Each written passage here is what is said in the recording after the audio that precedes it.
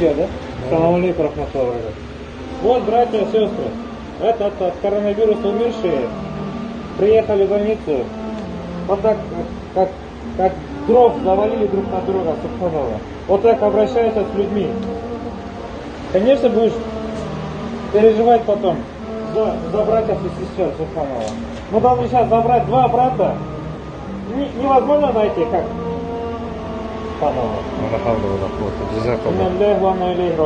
Ассаламу алейкум варахматуллахи вабаракатуху. Иншаллах, опять мы едем и обращение к Ассаламу алейкум варахматуллахи вабаракатуху. Я ихватуль му'минин. Тебя, ты кыргыз, казах, узбек, русский, не имеет значения. Все мы вернемся к нашему Господу. Посмотрите назад. Мы везем 4 братьев и сестер. Там есть и сестра, и брат, который умер. И для нас не имеет значения, какой он из нации, какой она из нации. Русская, кыргыз, узбек. Послушайте нас, субханаллах. Когда мы объединимся, не надо любить за то, что он кыргыз, не надо любить за то, что он узбек, или казах, или русский, я не знаю, таджик. Да надо любить за то, что он человек, за то, что он сын Адама. Баракаллаху фикум. Давайте быть людьми, в конце концов, поклоняться Аллаху. Очень скоро, мало времени остается, братья и сестры. Надо успевать делать, совершать хорошие и благие дела. Любите своих родителей, целуйте их, обнимайте, мойте им ноги. Сколько людей не могут этого сделать, потому что они похоронили своих родителей. Уважайте своих мужей, сколько сестер ходят без мужей.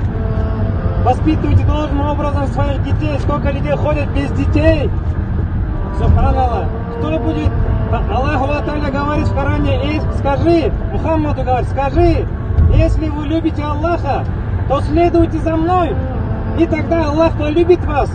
Если бы вы знали, какие сунны посланника Аллаха, саллаллаху алейхи вассалям, прекрасные, то, что даже вот эта болезнь происходит из-за инфекции, он научил нас. Утром просыпаешься, ночью ложишься, все, с утра до вечера это есть ибадат, это есть религия ислам. И посланник Аллаха, саллаллаху алейхи вассалям, обучил всех нас. Просто бери и делай, that's it. Все, больше вопросов не надо. Зачем мы доводим ситуацию до предела, братья и сестры? Баракаллаху фикум. Будьте богобоязненными, будьте искренними, очищайте сердца. Мы по-любому будем отвечать за наши поступки, за хорошие деяния и за плохие деяния. Но давайте в конце концов делать хорошие деяния.